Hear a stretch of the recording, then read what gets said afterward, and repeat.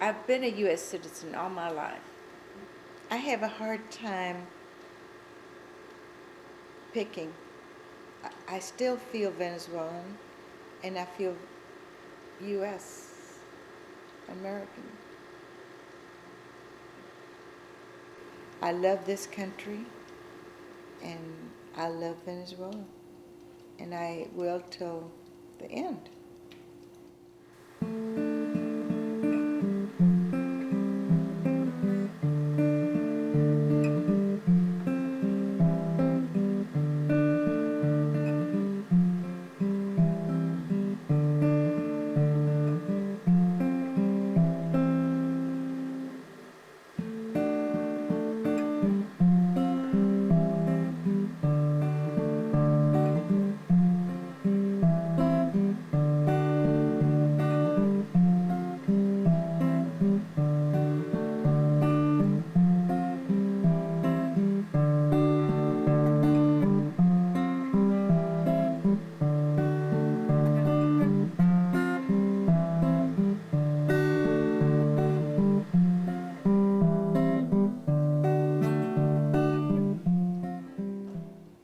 I was born there.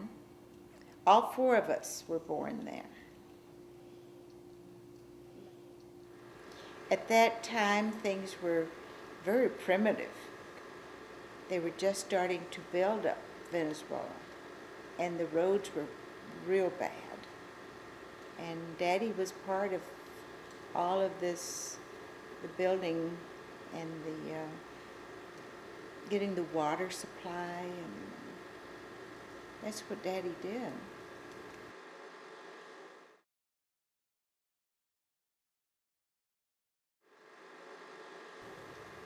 He had a friend who had uh, a company that drilled water wells. He was about ready to board ship to go to Venezuela, and he asked Daddy if he would like to go with him. And it was just a spur of the moment thing.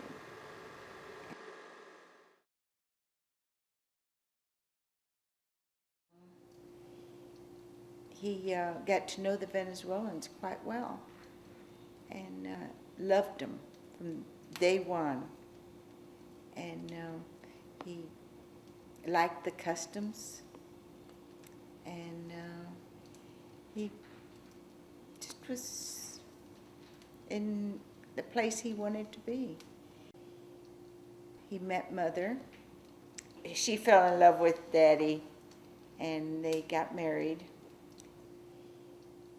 And down there, the custom was that you never were alone with anyone. You had to be chaperoned. And until the day that Mother married Daddy, they were never alone. Never. They got married and had 4 children.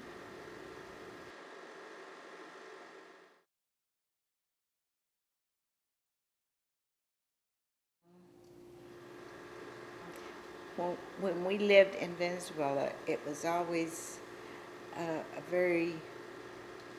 it was a fun time. We had maids, we had nannies, we had, it was, it was just fun. We had more fun there.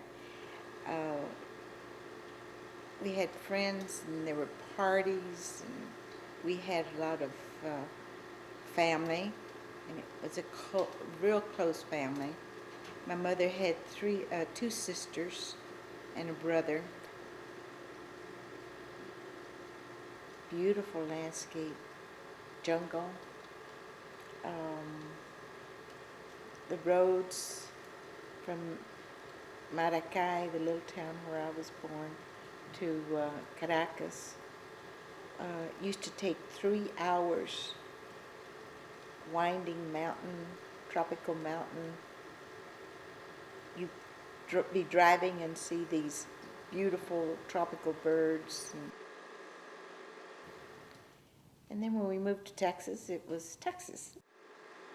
It's just flat, and um, it was different. My mother couldn't get over having to live in an area where she didn't have her beautiful mountains to look at.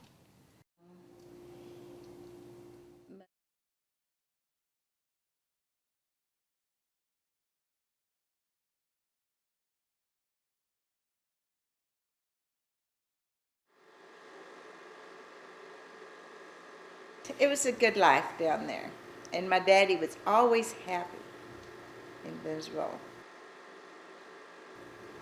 I was a child, and under Gomez, things were so clean and so well kept, and people didn't have the fear of leaving their home open because there weren't that many thieves. And the countryside was beautiful. You didn't see any painted walls with graffiti.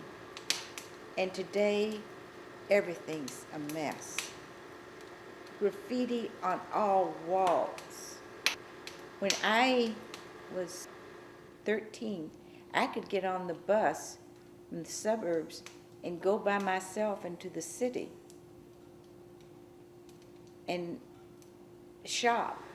And today, it's just the opposite. You fear se mantiene firme, firme con sus banderas y con la disposición de cumplir con esa meta final que era llegar hasta el Paseo de los Próceres. No sabemos si se va a dar algún tipo de negociación pues con los líderes de esta marcha de la oposición. And this goes on all the time. They say it's just almost every day there are killings. And that's what they're living through right now. Such fear. I'm saddened and extremely depressed about things that are going on down there, as are people from there. I have cousins that have left, and friends that have left.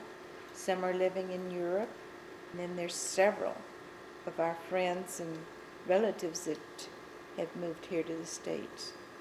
My brother, who had lived in Venezuela, he married a Venezuelan, had children, and they're now living in the States.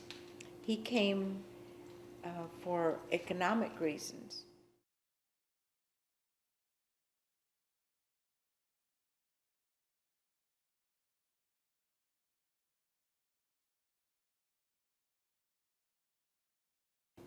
We came up to the States because of the problems that were going on in the government. Daddy was a U.S. citizen. Mother was a Venezuelan citizen.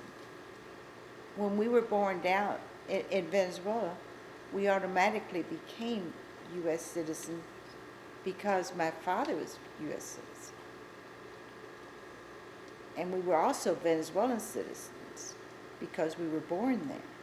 So we had dual citizenship. So when we were here in the States, our passport pictures were all with Daddy, so there was Daddy with 4 children. And Mother had to have her separate. And when they came here, Mother did not know how to speak English, and neither did any of us, the 4 children. Mother started learning how to speak English, and she was determined that she would speak English. So we spoke English at home all the time after that. Mother had a difficult time adjusting to it because she had to learn how to cook, and she had to do the laundry. And I look back on what my mother had to adjust to, and I really give her a lot of credit.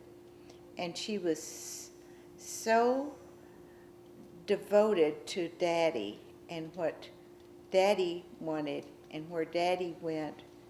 That's what Mother wanted. And although it was sad for her to be away from her mother and her sisters and brother, she did quite well.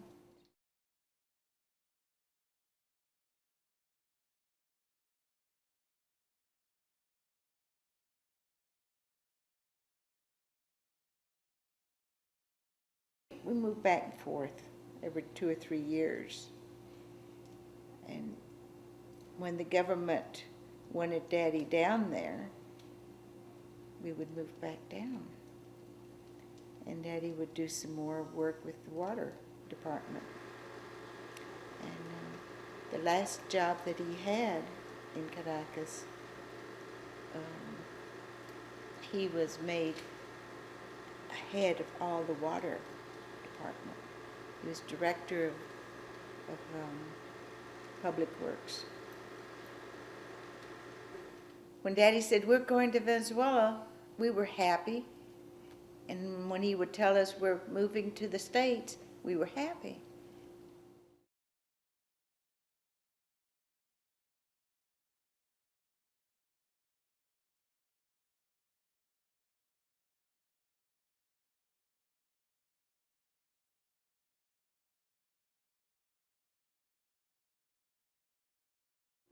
In Texas, some friends of ours came to visit us in Uvalde. This is when I was in my, around 16 or 17. And they needed a hotel room. And Daddy went to register them at the hotel in Uvalde, the nicest one. And they wouldn't take them because they spoke Spanish. And they're whiter than we were. We're very white. And we were so embarrassed and so hurt that they wouldn't accept those people that spoke Spanish.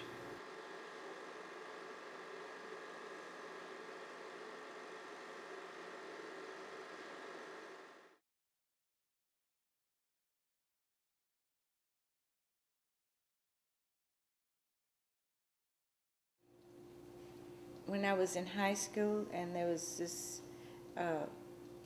good-looking Mexican boy. He looked real white.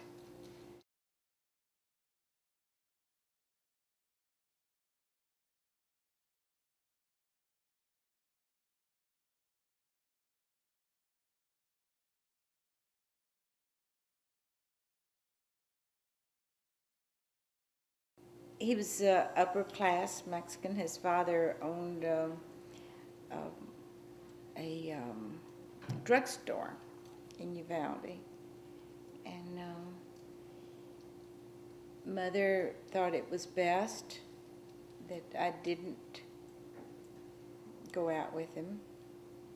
And actually I didn't have any intentions to do so because I knew the prejudice among white people in Uvalde.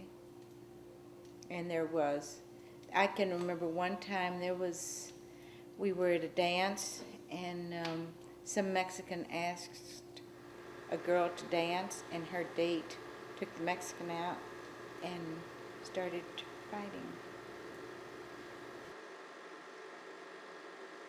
And it was sad. And it used to break my heart to see these Mexican children being looked down upon. The only time that I got teased about being from Venezuela was by a Mexican girl. And she says, "You're not Venezuelan, you're Mexican." And I said, "No, I'm Venezuelan." And I was insulted, and I cried.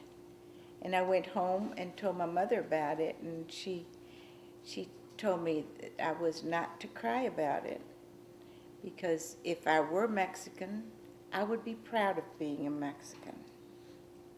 And that's the way she brought us up. If we were white, we were proud of being white. If we were black, we were going to be proud of being black. We were proud of being who we were.